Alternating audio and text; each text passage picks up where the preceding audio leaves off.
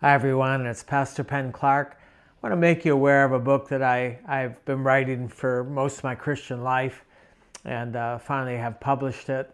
It's a book about my search for the spiritual gifts, and this is a lifelong search, as I said.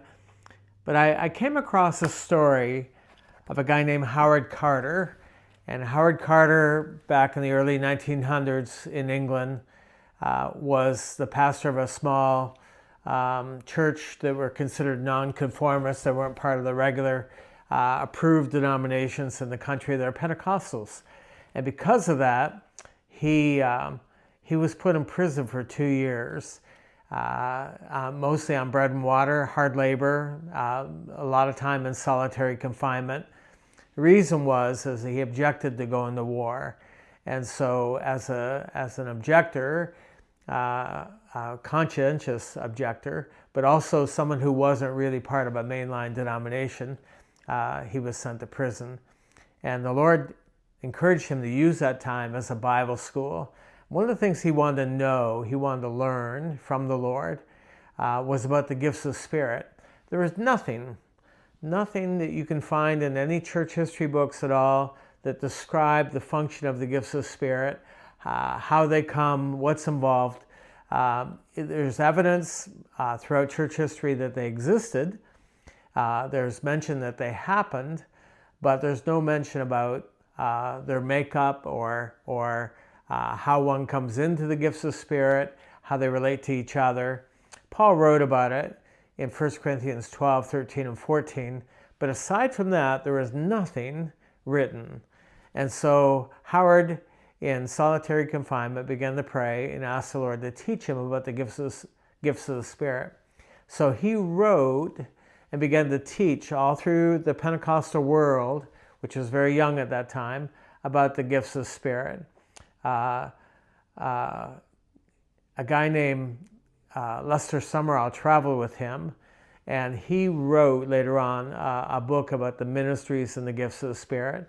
Kenneth E. Hagin, Sr., he said that everything he learned about the gifts of the Spirit, he learned from Howard Carter. They're probably the two best books out there on the gifts of the Spirit. Another guy named Harold Horton, he wrote a best-selling book on the gifts of the Spirit, but he first checked with Howard Carter and said, I've heard you teach it, I've kept good notes, can I teach what you have been teaching in public? Can I put it in a book? And Howard gave him permission to do that. There aren't really very thorough books about the gifts of the Spirit written by Howard Carter. Other people took down notes as he was teaching. I did the same thing. I wrote this, was impacted by Summerall's book, impacted by Hagin's book, was in my own search for the gifts of the Spirit. Wanted to come up with definitions that made sense, that were practical, that were spiritual, that were biblical.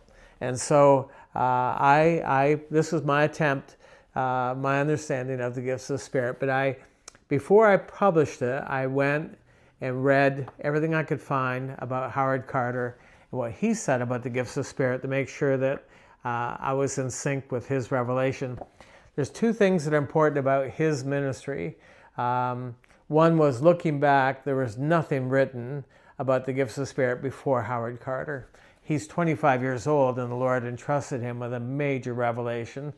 Looking forward from Howard Carter to the present day, rarely, if ever, is there a book written about the gifts of the Spirit that don't somehow recap or represent what Howard Carter got in that revelation during that time in prison, include my own book. And so if you're interested in a study, I recommend the books that I mentioned. I also recommend this book here, and it gives a tribute to Howard Carter and has that story documented, which I just told you now. So hope you get this, and that it's a blessing to your spiritual life as you pursue what God has for you. Amen.